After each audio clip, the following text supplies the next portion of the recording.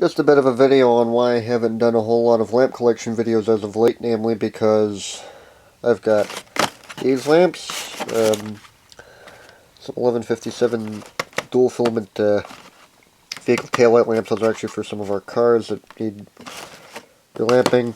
Some 70-watt Trisonic ones are crappy Chinese ones. I just have those as specimens, really. 100-watt Austrian Sylvania rough service.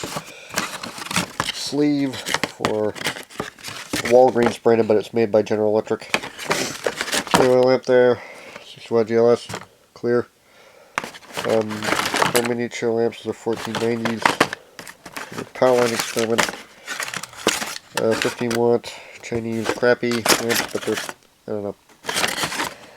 Later American-made ones before they moved production to China were very failure-prone. There's an empty sleeve there, and several hundred other double sleeves, and hundreds of miniature lamps in that one.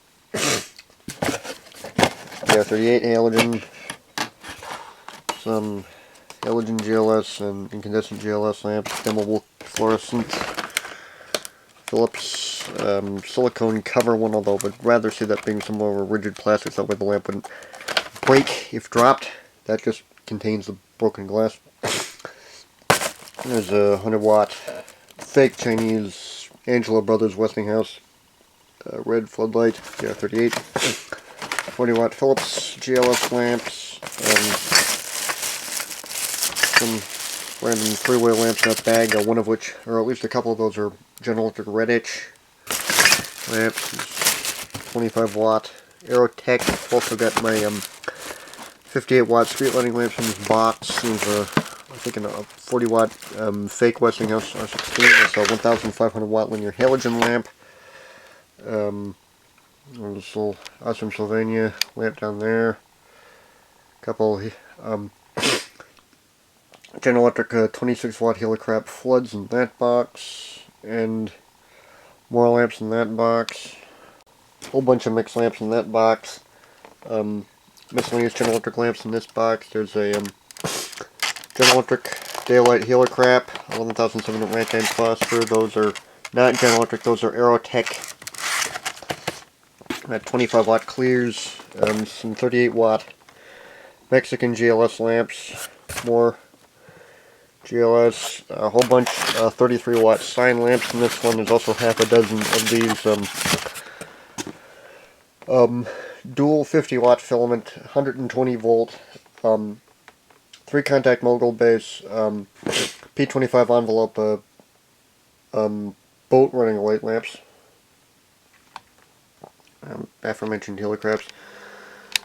I was covered in a previous segment. Miscellaneous S14, a whole bunch of less than 120-volt lamps.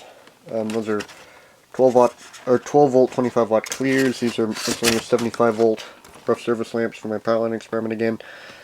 Some crappy and KLD branded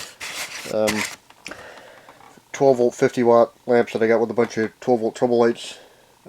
Years back. That's 20-watt 12-volt MR11 lamp, 12-volt 75-watt lamp down there. That's normally an LED box, but it's also got a couple of fluorescent lamps in it. That's an old stock Japanese-made General Electric Compax lamp. There's a General Electric Bright from the start. It's basically a combination Helicrap and halogen lamp. You can just about see the halogen capsule in there. A NAS, a couple of new old stock Feet Electric lamps in there as well. There's a Cree lamp. There's a, I think that's a Phillips. So a couple of Phillips Elprise lamps in there as well. Those are 230-volt Helicraps. Those are miscellaneous GLS lamps between 220 volts and 300 volts. Those being 300. There's some 277 ones down there as well as that one. Those are 250-volt rough service lamps. There's some 220-volt Feet Electric Helicraps down there. No, Feet Electric GLS lamps is not Helicraps. And these Osram 40-watt, 230-volt European GLS lamps. Somewhat interesting as those are PS17, or PS17 envelope instead of a PS19 or A19 lamps that or envelopes that typical GLS lamps over here have. This box is mostly helocrap. There's also some. These are GTE Sylvania 9-watt PL type lamps, although they call them TT twin tube. British made. These are 100 watt A23 GLS lamps. I think those might be rough service, actually not true GLS. These are some new old stock Sylvania Electric Products A23 orange lamps. Got those as big bug lights, and also old school, well made 115 to 125 volts, so I suspect those are probably no more recent than the 1970s. Also got a couple of 22 watt circ lines that I got cheap because the cases were, or the packaging's a bit bashed up. Might actually get a couple more of those. Halogen lamps down there. There's a whole bunch of green light helocraps under these. As well as this is an Italian made from Sylvania. 1000 watt GLS lamp, 500 watt there. Two 500 watt reflectors. Another 500 watt reflector. That's the 1950s. Or it's between late 1940s to early 1960s, but I estimate it's probably 1950s. Sylvania Electric Products, 500 watt flood lamp. Ancient 1920s, although it might be early 1930s vintage. Champion 1000 watt lamp back there. A Verteray Lustra 100 watt G40 yellow lamp there. A couple of 23 or 26 watt globe anti-bug helocraps. A globe there. 20 watt GT Sylvania circ line. And more miscellaneous incandescent lamps. Range from ho-hum mundane to fairly interesting ones. Like I've got a 67 watt long life Philips Econowatt lamp in there somewhere.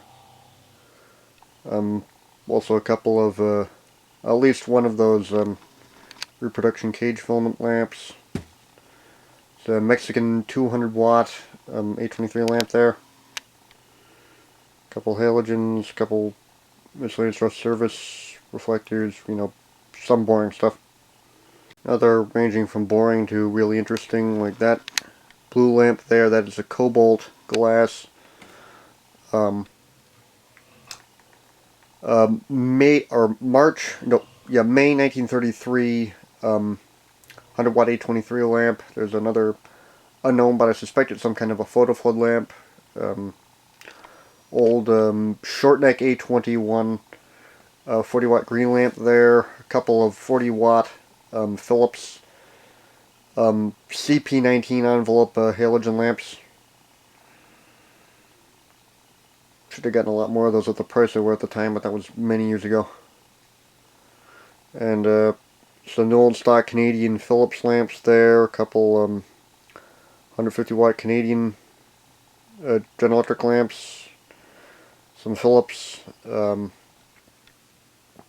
think that was at the point where they were calling those square lamps, even though they're cylindrical technically. Basically, they're the Philips equivalent to the Westinghouse iSaver.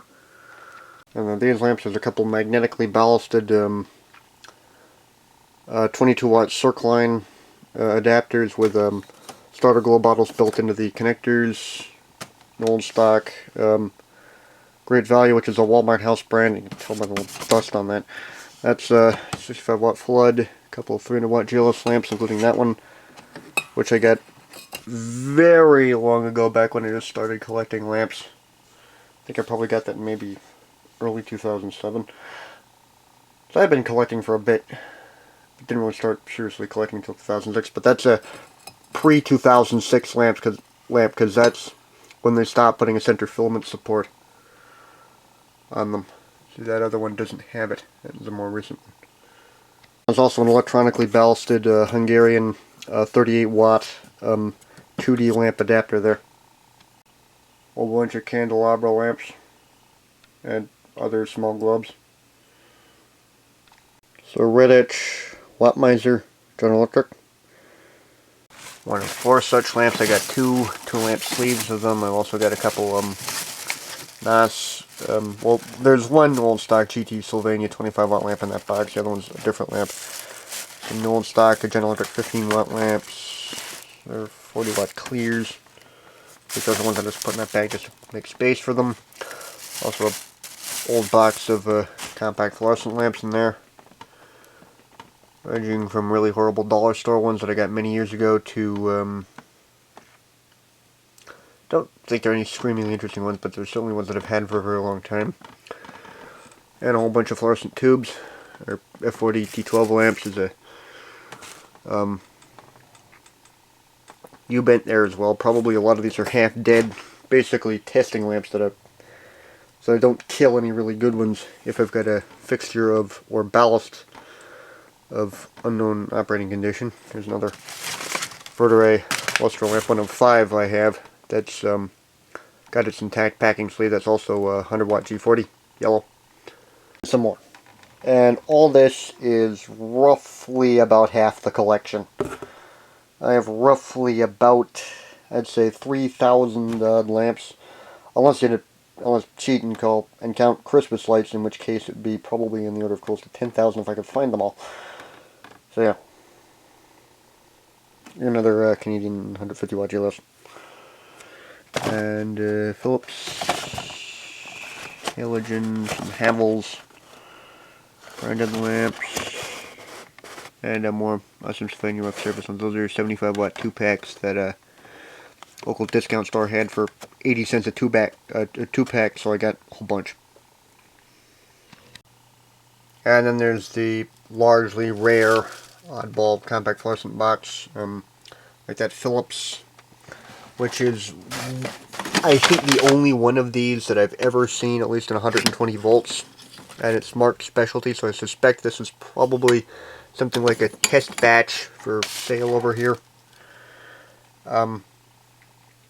Made in, I think it was the Roosendahl plant.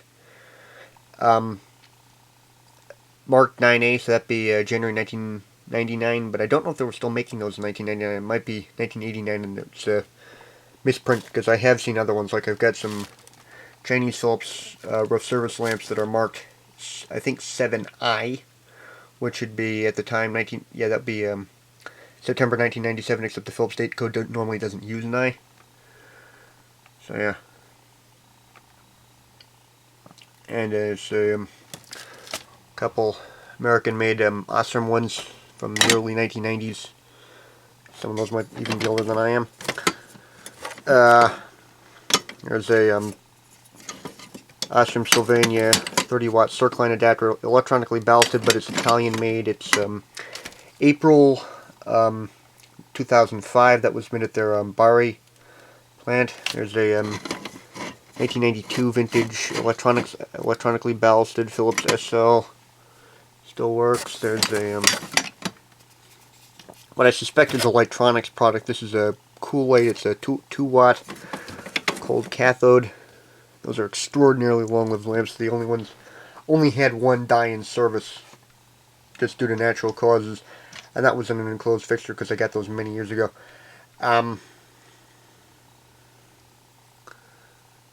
Yeah.